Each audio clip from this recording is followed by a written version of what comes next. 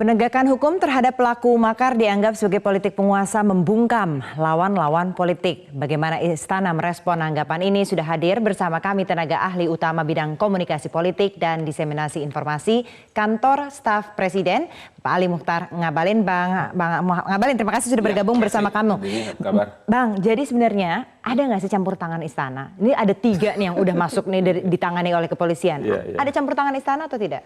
Kalau pesan Bapak Presiden itu adalah segera move on, tiap-tiap badan, institusi, kawan-kawan yang ini untuk kembali konsentrasi bekerja dengan baik. Dan beberapa kali beliau menyampaikan bahwa proses ini sudah berjalan dengan bagus. Di Eropa, di Amerika, di beberapa negara-negara Asia telah memberikan luar biasa kepada masyarakat Indonesia atas keberhasilan pemilu dengan teduh, dengan tenang. Karena itu biarlah proses ini berjalan, KPU sedang memverifikasi apa segala macam, sedang menghitung situngnya apa dan seterusnya.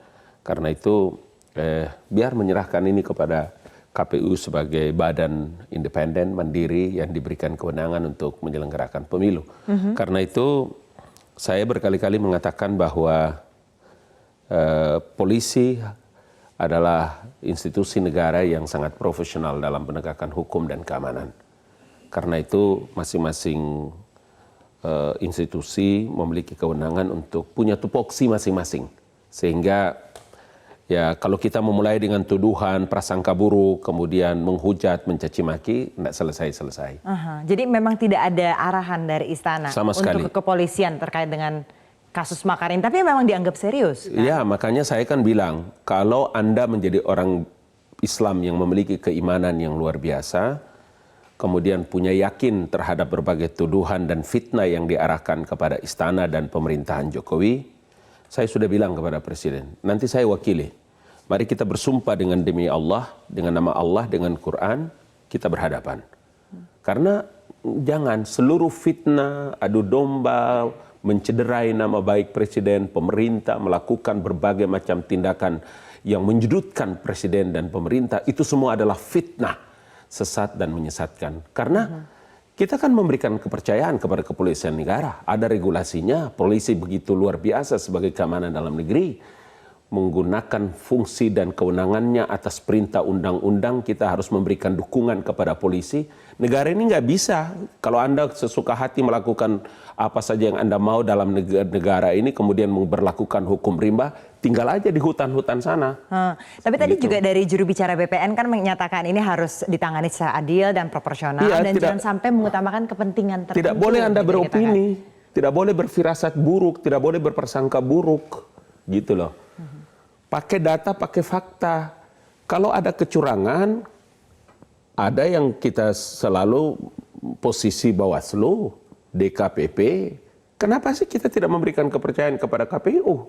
KPU sedang konsentrasi, kurang apa Ketua KPU itu membeberkan semua langkah kerja yang mereka lakukan. Dari satu fitnah ke fitnah yang lain, dari satu tuduhan ke tuduhan yang lain, dari satu kebohongan kepada kebohongan yang lain. Tapi dari Istana sendiri melihatnya gimana Bang? Dengan adanya upaya yang sekarang ini dari video yang beredar ingin menyakiti Presiden, kemudian ada upaya suran-suran untuk menggulingkan pemerintahan. Istana sendiri melihat ketika itu sedang terjadi itu seperti apa? Ada kekhawatiran atau tidak? Ya, jadi begini Mbak, memang negara, pemerintah harus segera mengambil tindakan yang tegas. Semua orang seperti mau rencana memenggal leher Presiden, melakukan people power dengan berbagai macam fakta, data, dan barang bukti yang telah diperoleh oleh kepolisian negara. Gak bisa, ini harus diambil tindakan tegas. Kalau dia bersalah kemudian sampai di mahkamah dan pengadilan, dijatuhkan hukuman seberat-beratnya dengan ketentuan hukum yang berlaku. Supaya tidak bisa seenak perutnya orang itu melakukan sesuka hatinya kepada negeri ini. Bukan cuma kita saja yang mau hidup tenang dengan damai. Ada kita punya saudara-saudara yang lain di dalam bulan suci Ramadan loh ini.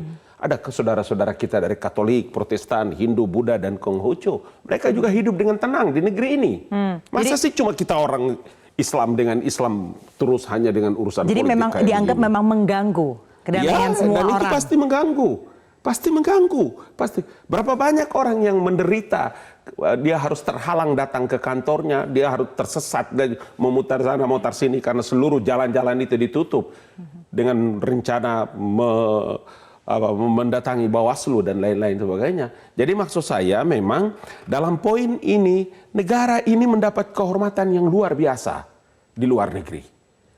Kalau kita baca di email, surat, menyurat, WhatsApp, luar biasa. Jadi kenapa kita harus mencederai kita punya bangsa sendiri dalam bulan suci luar biasa begini?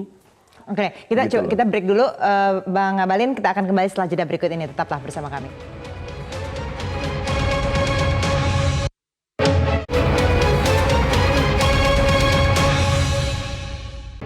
Masih bersama tenaga ahli utama bidang komunikasi politik dan diseminasi informasi Kantor Staf Presiden, Bang Ali Muchtar Ngabalin. Bang Ali, jadi saya ingin konfirmasi lagi. Dari istana sama sekali nggak ada intervensi terkait kepolisian? Sama sekali. Saya 2 kali ada pada waktu ratas, kemudian saya mendengar dan Bapak Presiden pada waktu membicarakan mengenai ibu kota negara, pemindahan ibu kota negara, kemudian peresmian tol di Jawa Timur, Surabaya. Hari ini ada di Malang juga.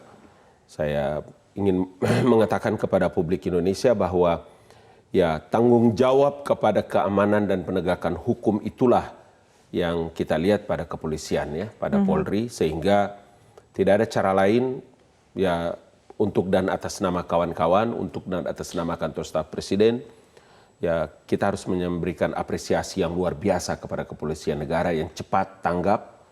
Karena kalau polisi lambat, maka bisa saja nanti ada lagi yang sesuka hati bicara. Karena medsos kan sesuka hati orang mengekspresi dirinya kan. Iya. Gitu. Tapi khawatir istana terkait dengan upaya sama sekali ini? Tidak ada. Karena polisi kita kuat, tentara kita kuat, aparat keamanan kita kuat. Jadi tidak ada, sama sekali tidak ada kekhawatiran, tidak ada kegelisahan apapun. Kenapa? Karena tahapan-tahapan pemilu itu berjalan dengan aman, tertib, dan damai.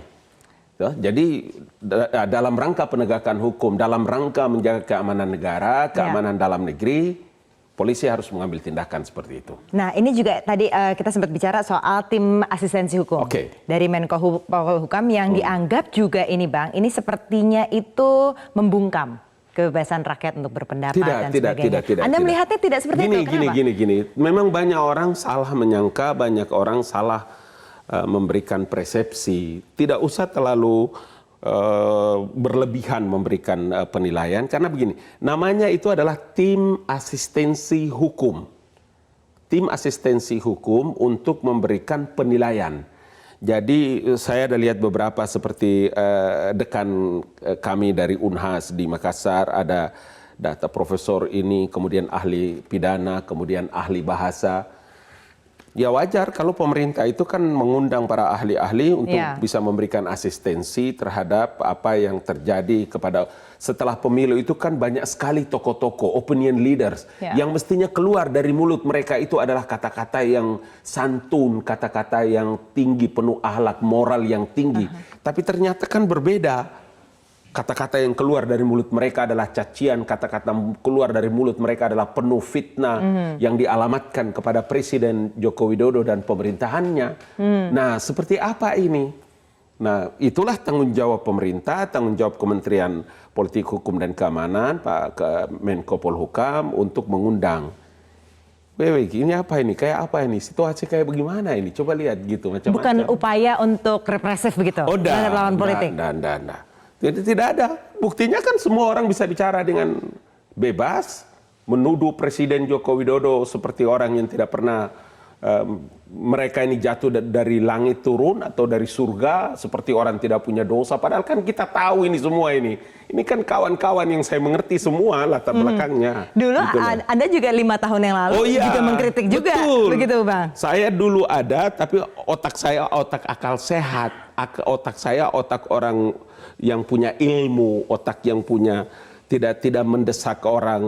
Saya menggunakan kata-kata mendesak Allah untuk menurunkan bala tentaranya, memberikan bantuan kepada Prabowo Hatta.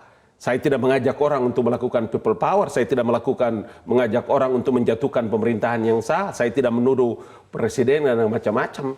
Ini kan memenggal kepala, melakukan people power, menjatuhkan pemerintahan yang sah. Jadi dulu tuh nggak ada upaya Nggak ada makar cerita, sama sekali. nggak ada. Karena itulah maka pemerintah berkewajiban untuk dan atas nama rakyat Indonesia, untuk dan atas nama keselamatan bangsa dan negara. Polisi sudah benar harus mengambil tindakan tegas, bawa ke mahkamah, menjatuhkan hukuman seberat-beratnya, supaya tidak boleh orang dengan lancang melakukan sesuka hatinya. Di negeri ini ada aturannya, negeri ini ada hukumnya. Kalau Anda tidak mau diatur oleh hukum dan undang-undang tanah Indonesia, tanah air, kau pergi tinggal di hutan sana, supaya nanti pakai hukum rimba. Bang Ali Muchtar Ngabalin, terima kasih banyak Terima kasih. sudah bergabung bersama kami.